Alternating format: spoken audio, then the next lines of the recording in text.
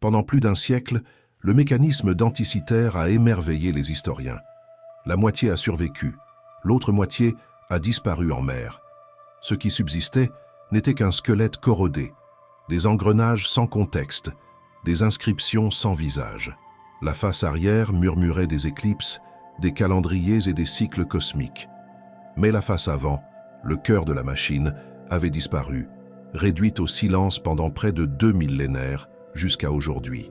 Grâce à l'intelligence artificielle, à des images radiographiques à haute énergie et à l'ingénierie mécanique, les chercheurs ont reconstruit ce qui avait été perdu, lettre par lettre, engrenage par engrenage.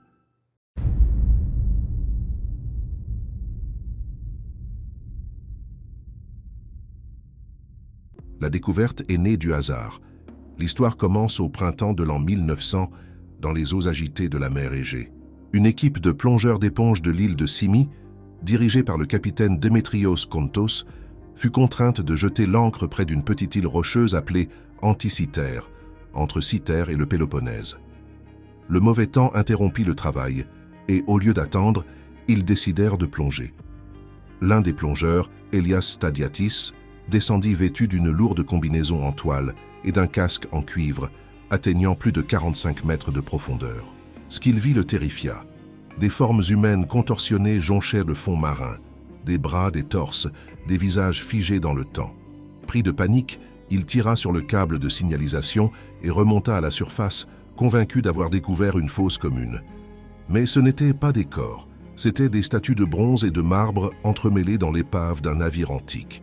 Lorsque Kontos descendit à son tour, il remonta tenant un bras de bronze corrodé, verdi par des siècles d'oxydation.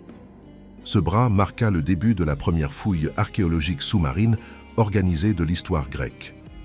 Au cours de l'année suivante, les plongeurs et la marine grecque récupérèrent des statues, des bijoux, des monnaies, des objets en verre et des dizaines de fragments de bronze brisés. En l'an 1901, des caisses d'artefacts arrivèrent au Musée archéologique national d'Athènes. Parmi elles se trouvait un bloc de métal et de bois corrodé, apparemment insignifiant, ignoré jusqu'au 17 mai 1902. Ce jour-là, le savant Valérios Stais remarqua quelque chose d'étrange émergeant de la corrosion, les dents parfaitement taillées d'un engrenage en bronze. Cette observation ouvrit l'un des plus grands mystères scientifiques jamais découverts. Les fragments appartenaient à un dispositif mécanique récupéré d'un naufrage daté du 1er siècle avant Jésus-Christ, bien que le mécanisme fût encore plus ancien. Aujourd'hui, seuls 82 fragments subsistent, soit environ un tiers de la machine originale. Pourtant, ils conservent 30 engrenages en bronze interconnectés, taillés à la main avec une précision remarquable. Le plus grand mesure plus de 5 pouces de diamètre et possède des centaines de dents soigneusement espacées. Toutes les pièces se trouvent à Athènes, encore marquées par la mer. Il ne s'agit pas d'hypothèses, mais de limites concrètes. Toute reconstruction doit partir de ce bronze réel, de ces inscriptions réelles, de cette géométrie réelle. Dans les années 1970, des radiographies initiales indiquaient déjà la complexité du mécanisme. La véritable avancée eut lieu en 2005, lorsqu'une équipe conjointe britannique et grecque apporta une technologie de pointe au musée. Au centre du projet se trouvait un tomographe informatisé de 12 tonnes, surnommé Blade Runner. Il projetait des rayons X à haute énergie à travers le bronze sous tous les angles, produisant des milliers d'images en coupe combinées en modèles tridimensionnels. Parallèlement, un système d'imagerie par réflectance révéla des incisions invisibles à l'œil humain. Pour la première fois en 2000 ans, le mécanisme se remit à parler. À l'intérieur des fragments apparurent des milliers de caractères grecs gravés, un manuel d'instructions sculpté dans le bronze. Toutefois, certains des scans à plus haute résolution présentèrent des lacunes et des distorsions qui obscurcissaient des lettres cruciales. En grec ancien, une seule lettre peut modifier tout le sens.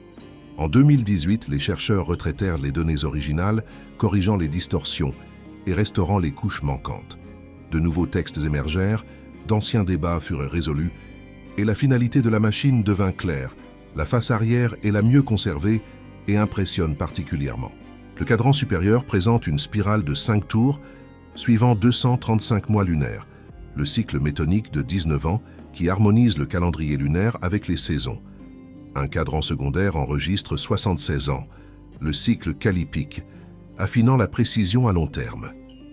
En dessous se trouve une autre spirale de 223 mois lunaires, le cycle de Saros, célèbre pour prévoir les éclipses. À l'intérieur, un cadran plus petit suit l'exéligmos, correction de 54 ans garantissant une précision supplémentaire. Un autre cadran marque les jeux panhelléniques tous les 4 ans.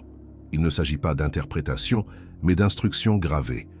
Chaque mois potentiel d'éclipse porte un glyphe indiquant si elle sera solaire ou lunaire, l'heure du jour, la visibilité depuis la Grèce et des observations sur la couleur et la direction de l'ombre. Ce n'était pas seulement une prévision, c'était une explication. La face avant du mécanisme a été en grande partie détruite, mais des fragments de ces plaques ont transformé la compréhension.